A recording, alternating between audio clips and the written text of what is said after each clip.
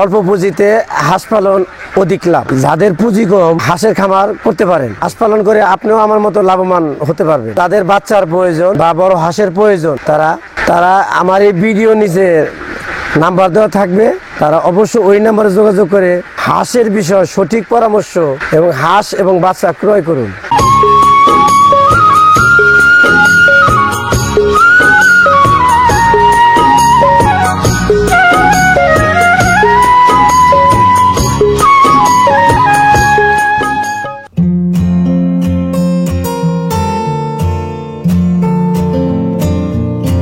আসসালামু আলাইকুম ভাই। ওয়ালাইকুম আসসালাম। ভালো আছেন ভাই? মাশাআল্লাহ ভালো। আপনার নাম কি ভাই? আমার নাম মোহাম্মদ রেজাউল করিম। রেজাউল করিম। জি। আপনার গ্রামের বাড়িটা কোথায়? আমার গ্রামের বাড়ি টাঙ্গাইল জেলা বাসাখানপুর জামাইপাড়া। জামাইপাড়া। আচ্ছা, এই যে পিছনে যে হাঁসের খামারটা দেখছি, এই হাঁসের খামারটা কার? এই হাঁসের খামারটা আমার। আপনার? এগুলো প্যারেন্টস। আপনার এখানে কি জাতের হাঁস আছে? আমার এখানে হাঁস আছে হলো খাকি ক্যাম্বেল আর হলো জেন্ডি মিক্স আর কি। মিক্সড আছে। হ্যাঁ। আপনি কেন প্যারেন্টস করছেন? প্যারেন্টস করছি, প্যারেন্টস করলে ডিমের গুণগত মানটা ভালো হয়, বাচ্চার বরণটা ভালো হয়, ফ্রন্টটা ভালো। হ্যাঁ। আচ্ছা, প্যারেন্টস ছাড়া আপনি তো আউটডোর বা অন্যান্য খামার থেকে ডিম সংগ্রহ করতে পারতেন, তা না করে আপনি এটা কেন করছেন? হ্যাঁ, দেখা গেছে যে নিজস্ব প্যারেন্টস থেকে করলে আমাদের 97% আমাদের প্রোডাকশন আসে, আর বাইরের যে ডিমগুলো আছে সেগুলা করলে দেখা যায় যে 65% আসে। ওই দিক দেখা যায় ক্ষতিগ্রস্ত হয়ে যায়। ক্ষতিগ্রস্ত হয়ে বিদায়ী নিজস্ব প্যারেন্টস করছে, আমরা ক্ষতির সম্মুখীন হই না। সম্মুখীন হন না। না। আচ্ছা, এই প্যারেন্টস করার উদ্দেশ্যটা হচ্ছে আপনি যাতে এখান থেকে 95% বা 90%-এর উপরে ডিম পান এবং সেখান থেকে ওই 90%-এর উপরেই আপনি বাচ্চা পান। হ্যাঁ। এই জন্য করা। হ্যাঁ। তারপরেও আপনি এই খামারটা যে করছেন, আপনি খামারিদের উদ্দেশ্যে যারা লোকাল বাজারে যেগুলো থেকে বা আউটডোরে যারা যেখানে বাচ্চাগুলো আপনি সেল করে থাকেন, তাদের কতটুকু সুবিধা পান আর কি আপনার খামার থেকে? আপনি কতটুকু নিশ্চয় দেন সঠিক মানের বাচ্চা আর কি? এখানে নিজের হ্যাচারি থেকে ডিম উৎপাদন করে যে বাচ্চাগুলো তখন 100% ভালো বাচ্চা হয়, গুণগত মানটা ভালো হয় এবং কি এক টাইপের বাচ্চা হয়। যেমন খাকি ক্যামেল এক টাইপের, এক সেম কালার হবে, সবকিছু সেম হবে। দেখা যায় বাইরে থেকে ডিম সংগ্রহ করলে এক জায়গা থেকে এক রকমের দেশি হাঁস বা অনেক ক্রস জাতের হাঁস এগুলা দিয়ে ডিম বসাইলে ওই বাচ্চাগুলো ওই টাইপের হয়। হ্যাসিং থেকে ডিম যদি খাকি ক্যাম্বেলের ডিম থেকে বাচ্চা উৎপাদন করি, এটা 100% খাকি ক্যাম্বেলই থাকে। জি। আপনি এই হাঁসগুলো বড় কিনছিলেন না ছোট কিনছিলেন? এই হাঁসগুলো আমি ছোট থেকে বড় করে প্যারেন্টস তৈরি করছি। জি। এই হাঁস থেকে এখন কত % ডিম পাচ্ছেন আপনি? এই হাঁসের থেকে আমার এখন পাচ্ছি হলো আপনার 85% ডিম পাচ্ছি।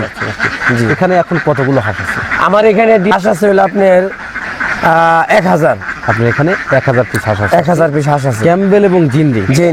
আপনারা যখন হাঁসের খামারিকে বাচ্চাগুলো দেন আর কি, কিভাবে দেন আপনারা? আমরা বাছাই করে ছেলে পুরুষ এগুলা বাছাই করি। জেন্ডিং এক কালার, খাকি ক্যাম্বেল আর এক কালার। অনেক লোক আছে জেন্ডিং চায়, তার জেন্ডিং বাছাই করে দেই, বা খাকি ক্যাম্বেল চাইলে খাকি ক্যাম্বেল এক টাইপের বাচ্চা বাছাই করে দেই। মানে আপনাদের কাছে খামারে যেভাবে বাচ্চা চায় ঠিক ওইভাবে তারা আমরা ওইভাবে দিই। আচ্ছা, এই যে হাঁসগুলো বড় হাঁসগুলো আপনি পালন করতেছেন, এখন আপনার এই হাঁসের বয়স কত? আমার এই হাঁসের বয়স 9 মাস। 9 মাস? জি, 9 মাস। আপনি এই হাঁস থেকে কতদিন আগ পর্যন্ত বা কয় মাস বয়সের হাঁসের থেকে ডিম পাওয়ার পরে সেই হাঁসের ডিম হ্যাচিং করছেন? হ্যাঁ, এইখানে সুন্দর একটা কথা বলছেন। প্রথমত যে ডিমগুলো আসে হাঁসের, যখন প্রথম ডিমগুলো পারে, ডিমগুলো হয় ছোট, টেরা বাঁকা হয়। ওই ডিমগুলো নেওয়া যাবে না। হাঁসের কমপক্ষে 2 মাসের ডিম বাইরে দিয়ে বিক্রি করতে হবে। তারপর যখন গুণগত মান ডিম আসবে তখন সেই ডিমগুলা হ্যাচিং করা যাবে। তাছাড়া হ্যাচিং করলে আপনার বাচ্চা উৎপাদন ভালো হবে না, ছোট হবে বা হবে, মানে নষ্ট হয়ে যাবে। মানে বেশিরভাগ বাচ্চাই মারা যাবে। প্রথমত আর কি আপনি যে এখানে যে 1000 পিস হাঁস আছে, হাঁসের এখন কি খাবার দিচ্ছেন আপনি? হ্যাঁ, এখন তো আপনার মনে করেন যে আমরা খাবারটা দিচ্ছি হলো আপনার গমের খুদ, তারপরে দিছি হলো আমরা কিছু ফিড দিচ্ছি, চিরার খুদ দিচ্ছি, কিছু ধান দিচ্ছি, এই টাইপের কিছু মিক্সড করে আমি একটা খাবার তৈরি করে নিজেই মানে খাওয়াই। প্রাকৃতিক খাবার যাকে হ্যাঁ, বলা আবার হয়। কিছু প্রাকৃতিক খাবার, যেমন আপনার সকালবেলা রাখালে নিয়ে যায়, বিকালবেলায় নিয়ে আসে, সকালবেলা একটু খাবার দিয়ে দেই, বা বিকালবেলা আসলে তখন আবার একটু খাবার দিয়ে মানে উঠে ফেলে ঘরে। বুঝতে পারছি। আচ্ছা, আপনার তো এইখানে হাঁসটা রাখা তো আমি মনে করছি খুব কষ্টকর, কারণ যেমন শিয়াল বন্ডিরাল তো আঘাত করবে, আপনি এখানে হাঁসটা কেন রাখছেন? হ্যাঁ ভাই, সঠিক কথাই বলছেন। আমার আসলে ওই আমার খামার ঘরটা হইলো ওই পাশে, হ্যাঁ, হ্যাঁ। ওই পাশে, কিন্তু খামার ঘরটা পানি উঠছে ভাই, পানি উঠছে। পানি উঠছে বিদয় হাঁস তো আর পানিতে রাখা যাবে না, পানিতে রাখলে রোগ বালাই হবে, হাঁসের ক্ষতি হবে। সেই জন্য হাঁসটা আমি এই জায়গায় এনে উঁচু একটা জায়গা নিরাপদ স্থানে রাখছি, এবং কি এইভাবে রাখি আমরা রাত্রে এটা পহারা দিই, পহারা দিই এইভাবে প্রান্তিক হিসাবে আপাতত আমরা এইভাবে মানে আছি। আপনি হ্যাচারি মালিক হয়ে প্রান্তিক হিসাবে আপাতত আছি, এইভাবে কমপক্ষে আমার 8-10 দিন এখানে থাকতে হবে। তারপর পানিটা এখান থেকে পানি চলে গেলে তারপরে আমরা আবার ওই খামার উঠে ফেলাবো। এই যে যেখানে হাঁসটা রাখছেন আর কি, এই জায়গাটা মূলত কার? এই জায়গাটা আমারই। আমি মনে করছি হয়তো বা মানুষের জায়গা হলে সে তো একটা কথা বলবে বা আপনাকে বিরক্ত করবে। হ্যাঁ হ্যাঁ, না তা অবশ্য হাঁসের কিন্তু একটা গ্রান আছে, গ্রান আছে, গন্ধ। এই গ্রানটা গন্ধ আছে, এটা কিন্তু সবাই অনেকে সহ্য করতে পারে না। দেখা যায় কিছু ধরনের লোক আছে এই হাঁসের খামারদের সাইড দিয়ে গেলেও নাক চাপা নিয়ে যায়, আবার আমাকে তো অভ্যস্ত হয়ে গেছে গা। এইভাবে আর কি অনেক জনে ভালোবাসে, আবার ইনসালও করে। তা তো অবশ্যই। এই যে হাঁস 1000 হাঁসকে পালন করতে আপনার লোক রাখা আছে কতগুলো? হ্যাঁ, আমার এখানে 1000 হাঁস পালতে যেহেতু আমি 2টা লোক নিয়োগ করছি, 2টা লোক নিয়োগ করে 2টা লোক ছাড়া আসলে 1000 হাঁস পালা সম্ভব অনেক কষ্টকর। আর হাঁসের একটা গালি আছে, অবশ্যই, অবশ্যই। একটা হাঁস যদি নহর ধরে, ওই নহর না ফিরাইলে ওই নহর সই সব যাবো, সবই যাবে পাশে। হ্যাঁ, ওইটার পাশে পাশে যাবো। প্রিয় দর্শক, আমাদের এই রেজাউল ভাই উনি আমাকে বললেন, আচ্ছা একটা হাঁস নহর ধরলে, আসলে নহর ভাষাটা আমি কিন্তু ভালো করে বুঝি না, কারণ তার বুঝলাম তার আকার ইঙ্গিতে সে বলছে যে একটা হাঁস যেদিকে যায় তার পিস পিস সব হাসি যাওয়া ধরে, ওইটারই আমরা নহর বলি। নহর বলে। আমি আপনাদের কাছে বুঝাই দিলাম আর কি। এই হাঁসটা পালন করতে গেলে আপনার অনেক অভিজ্ঞতার দরকার আছে, আছে কিনা, বা প্রশিক্ষণ নেওয়ার দরকার আছে। আপনাকে পূর্ব কোনো প্রশিক্ষণ নেওয়া আছে? হ্যাঁ, আমার প্রশিক্ষণ নেওয়া আছে, আর প্রশিক্ষণ ছাড়াও চলে। এইটা মনে করেন শাস্ত্রের একটা কথা আছে, গাইতে গাইতে গায়ান, বাজাইতে বাজাইতে বায়ান। এইভাবে মনে করেন আমরা ছোট থেকে পালতে পালতে আমরা মনে মনে আমাকে কোন সময় কোন ওষুধ দিতে হয়, কি করতে হয়, এটা আমরা স্যান্ডম দেখলে বুঝতে পারি, তখন ওইটা আমরা দিয়ে দিই। এটা যাগো প্রশিক্ষণ নাই তারাও কিন্তু এটা করতে পারবো, ওই আস্তে আস্তে সেও শিখে যাবো। প্রশিক্ষণ ছাড়াও হাঁসের খামার করা সম্ভব সম্ভব। আচ্ছা, আপনার কি মনে হয় আপনার এই হাঁস পালন বা হাঁসের হ্যাচারি করার অনেক অভিজ্ঞতা, এই হাঁস পালন করে কি কোনো ব্যক্তি লাভবান হতে পারে? অবশ্যই অবশ্যই, হাঁস পালন করলে লাভবান, এদের রোগ বালাই কম, আপনার ক্যারিং খরচ মানে খাওয়া খরচটা কম। এরা যদি একটা লোক আপনার মাঠে চড়ে পালতে পারে, তার তো খরচ নাই বললেই চলে। যেমন অনেক লোক আছে সামনে হাওর বিল আছে, কিন্তু মাঝখানে বাড়ি, তারা দেখা যায় যে ওই মুরগি চাষ করে, ওই লেয়ার মুরগি পাললে লেয়ার মুরগির দাম, ডিমের দামটা কম, হাঁসের ডিমটা সবসময় দাম থাকে 10 টাকা 9 টাকা, এটা অল টাইম থাকে। হাঁসের ডিমটা হ্যাঁ, 40 টাকা হলে চাহিদা বেশি, এটা পুষ্টিমানও বেশি। তাহলে অনেক যারা এই যে হাওর বিলের সাইডে থাকে, তারা ইচ্ছা করলে এই হাঁসগুলা পালতে পারে। হাওর বিলে পারলে খরচ কম, তারা অবশ্যই লাভবান হবে। আচ্ছা, কোনো ব্যক্তি, আপনি ধরেন খামারি, আপনি কোনো হ্যাচারি মালিক না, আপনি দিয়ে বলি যে আপনি যে 1000 হাঁস পালন করতেছেন, এখানে যে 1000 হাঁস থেকে পার মান্থ আপনি কি পরিমাণ বা প্রতি মাসে কি পরিমাণ আয়? হ্যাঁ, পার ডে যদি বলেন, যেমন এই যে আমার এই হাঁসে 600-র উপরে ডিম আসছে, 600-র উপরে ডিম আসছে, দেখা যায় আমার 3000-3500 টাকা খরচ হয়। দেখা যায় যে আমার ডিম বিক্রি করি, এখন তো ডিমের রেটটা চড়া, হ্যাঁ, 7000-8000 টাকা ডিম বিক্রি করে ফেলাই, তাহলে আমার 3-4 হাজার টাকা পার ডে বেনিফিট আসতেছে। দেখা যায় মাসে করলে আমার 1,50,000 বা 1,20,000-30,000 টাকা ইনকাম থাকে। প্রিয় দর্শক, রেজাউল ভাই তিনি একজন হ্যাচারি মালিক, পাশাপাশি উনি কিন্তু এই খামারে যে হাঁসগুলো আছে এখান থেকে ডিম উৎপাদন করেন এবং সেই ডিম থেকে বাচ্চা উৎপাদন করেন। তারপরে এখন এখান থেকে ওনাকে আমি সাধারণভাবে একটা প্রশ্ন করছিলাম, সেটা হচ্ছে ওনাকে বলছিলাম যে আপনি মনে করেন যে আপনি একজন খামারি, তো আপনি সেই খামারির সাথে করে আপনি বলবেন আমাদের যে আসলে হাঁস পালনকে লাভবান হওয়া যায় কিনা। সে কিন্তু আমাদের বলছে হাঁস পালন লাভবান সম্ভব।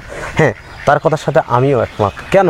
কারণ 1000 পিস হাঁস পালন করার পর এখন যে মৌসুম, এই মৌসুমে যদি 600 পিস কেউ ডিম পেয়ে থাকে, সেক্ষেত্রে 1000 পিস হাঁস খাবে বড় জোর 30 থেকে 3500 টাকা, মানে 3500 টাকা বাংলায় যাকে বলা হয়। বাদ বাকি তাও কিন্তু আপনার ম্যাক্সিমাম 3500 থেকে 4000 টাকা আপনার লাভ অংশ থাকে প্রতিদিন। সেক্ষেত্রে পার মান্থ আপনি 1000 হাঁস থেকে প্রায় 1,20,000 বা 1,30,000 টাকা আয় করবেন। পাশাপাশি যে শ্রমিক দুটো রাখবেন, সেই শ্রমিকের বেতন দিয়ে তাও আলহামদুলিল্লাহ খুব অনেক ভালোবাসবেন। আচ্ছা, দুটো শ্রমিক যে আপনারা রাখছেন, তাদের বেতন কত টাকা দিয়ে থাকে? হ্যাঁ, 2টা শ্রমিক রাখা হয়েছে। এখন তো মনে করেন একজনের বেতন হইলো 8,000 টাকা, আর একজনের বেতন 6,000 টাকা। খাবার দাবারটা আমার উপরেই চলে আর কি, মানে তার কোনো খরচ নাই। এই বেতন আপনার? হ্যাঁ, সব খরচ আমার।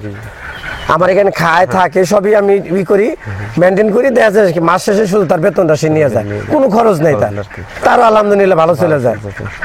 প্রিয় দর্শক, রেজাউল ভাইকে অসংখ্য ধন্যবাদ জানাই আমার কৃষি কথা ইউটিউব চ্যানেল থেকে, কারণ তিনি যে হাঁসের খামারটা গড়ে তুলছেন এবং সেখান থেকে তিনি ডিম উৎপাদন করেন, এবং এইখানে আরেকটা গুরুত্বপূর্ণ কথাই যেটা, সেটা হচ্ছে উনি কয়েকটা লোকের কর্মসংস্থান বৃদ্ধি করছেন। এই জন্য আমার চ্যানেল থেকে অসংখ্য ধন্যবাদ জানাই। আর বিশেষ করে আমাদের রেজাউল ভাই, উনি হাঁসের খামারের করার পাশাপাশি হ্যাচারি কিন্তু আছে, এখান থেকে বাচ্চা উৎপাদন করে থাকেন বিভিন্ন জাতের। তো যারা বাচ্চা সংগ্রহ করবেন তারা রেজাউল ভাইয়ের কাছ থেকে বাচ্চা সংগ্রহ করেন। ডিসক্রিপশনে তার নাম্বার দেওয়া থাকবে, ভিডিও স্ক্রিনেও কিন্তু তার নাম্বার দেওয়া থাকবে। এই নাম্বারগুলো আপনারা নিয়ে তার সাথে সরাসরি যোগাযোগ করে তার বাসায় এসে, তার হ্যাচারিতে এসে বাচ্চার গুণগত মান দেখে বাচ্চা সংগ্রহ করবেন, তাহলে আপনি লাভবান হতে পারবেন। আপনি এই জায়গা থেকে আপনি সেটে নেবেন কয়দিন পরে? এটা ইনশাল্লাহ সেটা থেকে যখন পানি টান দিব, পানি টান দিলে তখন আমরা মনে ঘরটা উঠাই ফেলাবো আর কি। মানে ঘর উঠানো, কিন্তু মালগুলো মালগুলো তো অনেক ঘরে, মানে ওই হাঁসের ঘরে রাখবো আর কি। প্রিয় দর্শক, এখনকার মৌসুম বর্ষার মৌসুম। এই বর্ষার মৌসুমে আমাদের এলাকা না, শুধু সারা বাংলাদেশের আনাচে কানাচে অথই পানি। এই সমস্যায় ভুগছে প্রতিটি খামারি, পাশাপাশি হ্যাচারি মালিকেরাও। তারা এই সমস্যাগুলো সমাধান না হওয়া পর্যন্ত তারা কিন্তু হাঁসের সঠিকভাবে লালন পালন করতে পারবেন না, পাশাপাশি বিলে খাওয়াতে পারবেন না। বিলে যদি না খাওয়াতে পারেন, সেক্ষেত্রে কিন্তু আসলে যতটুকু লাভ হওয়ার কথা অতটুকু লাভ হবে না। লাভ হলেও হবে, কিন্তু কম হবে। তবে বিলে হাঁস পাললে অনেক বেশি লাভ বেশি। ওনারা এখান থেকে হাঁসটা সরাবেন, কারণ ওনার খামারেতে পানির পরিমাণটা বেশি, বা পানির পরিমাণ বেশি বলতে পানি অথই পানি। যে ঘরের মধ্যে হাঁসটা রাখেন রাত্রেবেলা, সেই ঘরে পানি, যার জন্য হাঁসটা এইখানে রাখা হয়েছে আবদ্ধভাবে, চারপাশে নেটটা দিয়ে হাঁসটা রাখা হয়েছে। তো এই হাঁস রাখা সরাবেন, ঠিক ওখান থেকে পানিটা যখন সরবে, তখন উনি এই হাঁসগুলো সরা ওই খামারে উঠাবেন।